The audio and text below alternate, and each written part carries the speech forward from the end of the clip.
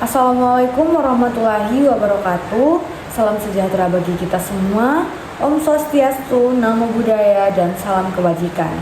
Pertama-tama perkenalkan, nama saya Dwi Utari. Saya dari kelas B, Program Studi Pendidikan Pancasila dan Kewarganegaraan, Fakultas Keguruan dan Ilmu Pendidikan, Universitas Tadulako Angkatan 2024. Baiklah, di sini saya akan mempresentasikan materi mengenai hukum administrasi negara.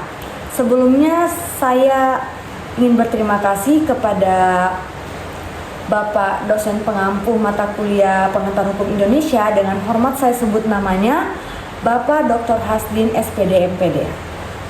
Baiklah, kita langsung saja masuk mengenai pengertian hukum administrasi negara. Hukum administrasi negara adalah hukum mengenai pemerintahan dalam kedudukan, tugas, dan fungsinya sebagai administrator negara. Tugas-tugas pemerintah adalah tugas-tugas negara yang dilimpahkan atau dibebankan kepada pemerintah. Hukum administrasi negara berasal dari istilah asing yang pertama kali dikembangkan di Prancis, yaitu droit administratif. Baiklah, selanjutnya kita akan membahas mengenai ruang lingkup hukum administrasi negara, di mana yang pertama ada statre atau material hukum tata negara, yang meliputi pertama bestur atau pemerintahan, yang kedua resprak atau peradilan, yang ketiga politi atau kepolisian, dan yang terakhir regeling atau perundang-undangan. Yang kedua ada Burgerlijrecht atau material hukum perdata. Yang keempat ada Strafrecht atau material hukum pidana. Dan yang keempat ada administrasi negara atau material dan formil hukum administrasi negara, yang meliputi pertama Bestuurrecht atau hukum pemerintahan, yang kedua Justitierecht atau hukum peradilan, yang meliputi Staatsrechtelijk Rechtspleging atau peradilan tata negara. Yang kedua ada administrasi rechtspleging atau peradilan administrasi negara. Yang ketiga ada Burgerlijk Rechtspleging atau hukum acara perdata. Yang keempat ada Strafrechtspleging atau hukum acara pidana. Nah, yang terakhir itu yang selanjutnya ada Politierecht atau hukum kepolisian, dan yang terakhir ada Regularsrecht atau hukum proses perundang-undangan. Selanjutnya kita membahas mengenai asas-asas hukum administrasi negara, di mana di sini ada 13 poin. Yang pertama ada asas kepastian hukum, selanjutnya ada asas keseimbangan, asas kesamaan dalam mengambil keputusan, asas bertindak cermat, asas motivasi, asas larangan untuk mencampur adukan kewenangan. Terus ada asas permainan yang layak atau asas perlakuan yang jujur. Ada asas keadilan atau kewajaran, asas menanggapi penghargaan yang wajar, asas meniadakan akibat suatu keputusan yang batal, asas perlindungan atas pandangan hidup atau cara hidup. Ada selanjutnya asas kebijaksanaan, dan yang terakhir ada asas penyelenggaraan kepentingan umum. Selanjutnya kita membahas mengenai hubungan hukum administrasi negara otonom dan hukum administrasi negara heteronom. Nah, di sini Han otonom merupakan pelaksanaan dari Han heteronom, karena Han heteronom ini memberi wewenang kepada Han otonom. Selanjutnya, Han otonom harus bersandar dan tidak boleh bertentangan dengan Han heteronom. Selanjutnya, Han otonom lebih rendah dari Han heteronom. Nah, yang terakhir itu ada Han otonom hanya disebutkan dalam Undang-Undang Dasar 1945, Sedangkan Han heteronom diatur dalam Undang-Undang Dasar 1945.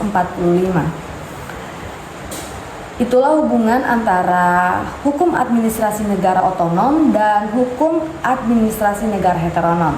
Selanjutnya kita membahas mengenai efektivitas transparansi dan akuntabilitas. Prinsip transparansi dan akuntabilitas dalam hukum administrasi negara sangat efektif dalam mencegah tindak korupsi. Dengan adanya transparansi, proses pengambilan keputusan dan penggunaan anggaran menjadi lebih terbuka, sehingga meminimalisir peluang penyalahgunaan wewenang.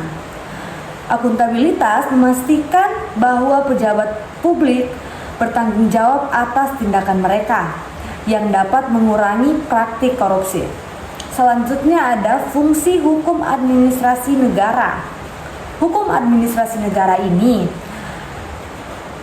berfungsi untuk melindungi hak-hak warga negara, tetapi sekaligus juga menegakkan kekuasaan pemerintah. Idealnya hukum ini harus menciptakan keseimbangan antara kepentingan pemerintah dan perlindungan hak-hak individu, meskipun dalam praktiknya seringkali terdapat ketegangan antara keduanya. Selanjutnya ada prinsip legalitas dan fleksibilitas. Prinsip legalitas mengharuskan tindakan administrasi berdasarkan hukum. Namun fleksibilitas sering diberikan kepada pejabat administrasi untuk menyelesaikan kebijakan dengan situasi yang dinamis. Ini bisa dianggap sebagai hukum yang hidup, tetapi juga berpotensi membuka celah penyalahgunaan wewenang jika tidak diimbangi dengan pengawasan yang tepat. Selanjutnya kita membahas mengenai keseimbangan kepentingan dalam sumber daya alam. Hukum administrasi negara dapat menyeimbangkan kepentingan pemerintah dan masyarakat dalam pengelolaan sumber daya alam dengan menetapkan regulasi yang adil dan melibatkan partisipasi masyarakat.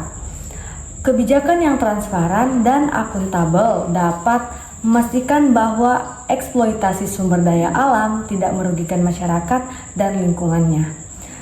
Selanjutnya ada kepentingan negara dan kepentingan warga negara.